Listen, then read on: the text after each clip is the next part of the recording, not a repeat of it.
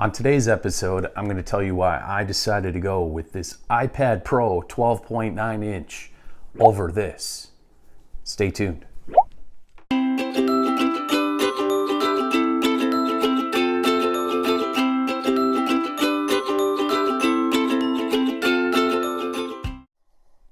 Welcome to Gadget Reviews. So today I'm going to tell you why I decided to go with this iPad Pro 4th gen instead of the MacBook Pro. Now before I do that, I kind of wanted to let you know about my devices that I had prior, and this might help you make the decision on which one you should buy. Prior to buying this iPad Pro, I had a compact laptop from 2013. I have not had a desktop in nearly 10 years. And the tablet that I was using was an iPad Air, which was released in 2014.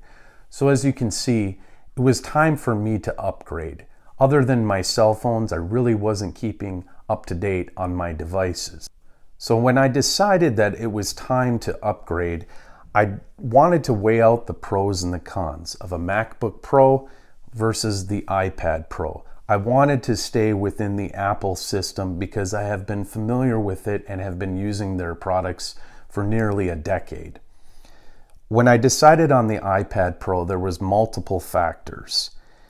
I wanted to buy something that would replace not only a laptop and a desktop and my tablet. I wanted something that could be used for all of them. When it came to the MacBook Pro, not only was the price higher, but you are limited on what you can do with it. With the iPad Pro, I have noticed that I can do multiple things with this just as if it was a computer.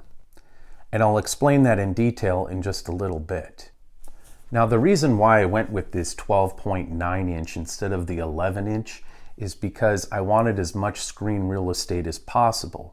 This is going to be my everyday go-to. So I wanted to have that versatility of making it as my laptop, my desktop, and my tablet. So the bigger the screen for me, the better it would be. Now let's talk about cost.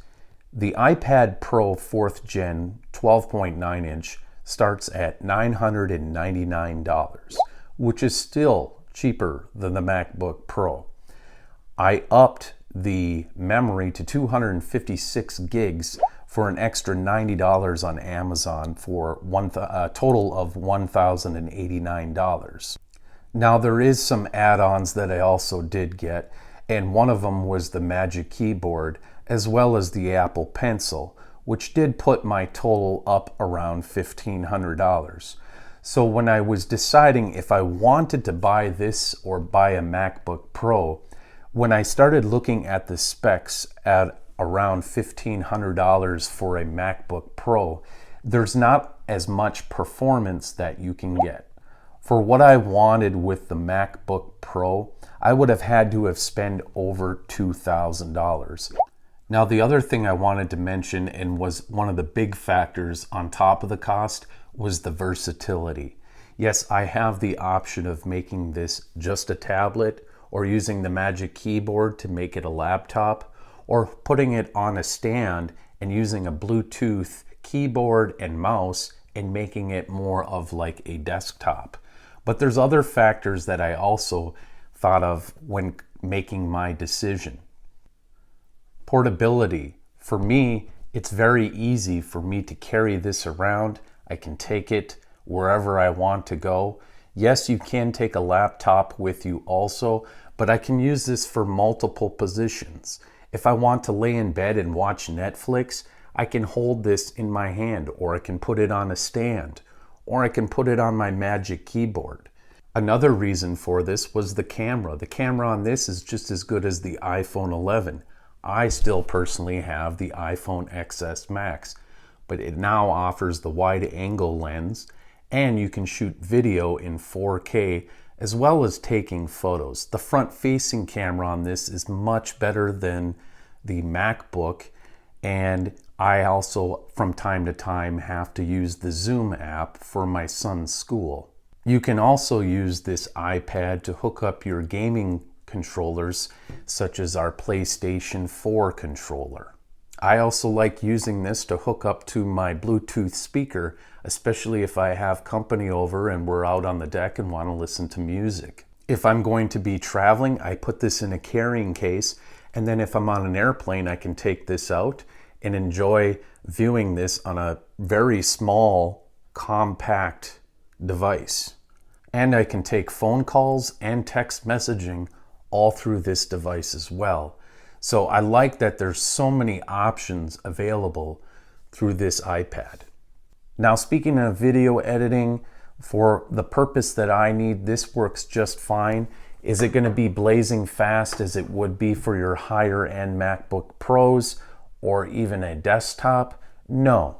But for the amount of video that I do, it works sufficient.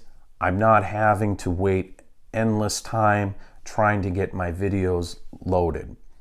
That's the same with that goes for photo editing. I just find that there's so many more options when it comes to something that is more portable like this. Now, say you wanted a lower end iPad, but you wanted a better high performance laptop. Well, for what you're going to get with both, it's going to cost you more than this. Now, I understand $1,500 for this Magic Keyboard, the Apple Pencil. It is a lot of money. However, I plan on having this for the next few years. I'm eliminating the desktop, a laptop, tablets, and this is going to be my go-to for everything. So this is the reason why I decided to go with the 256 gig, 12.9 inch, 4th generation iPad Pro.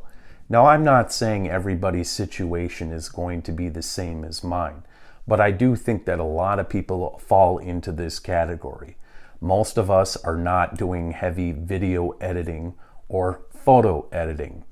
If you're just a normal user of a computer with a little bit of heavy work on the side, I think this is something that would be very convenient for yourself or for the family. So there you have it. Now you know the reason why I decided to go with the 12.9 inch iPad Pro 4th gen. Look, I do think that the MacBook Pro is a good option. If you want good performance for video editing where the fans are not kicked on and slowing down your speeds, you are going to have to go with a higher option that's going to cost you more to $2,000. Also, I'm going with this because of that versatility, and I'll save close to $500. If you have any questions, feel free to put them in the comments section. If you want to let me know your thoughts. Thanks a lot for watching. Don't forget to like and subscribe. I am a new YouTuber, but all the help I can get is greatly appreciated. Thanks for watching Gadget Reviews. I'll see you next time. Thanks for watching. Don't forget to hit the subscribe button.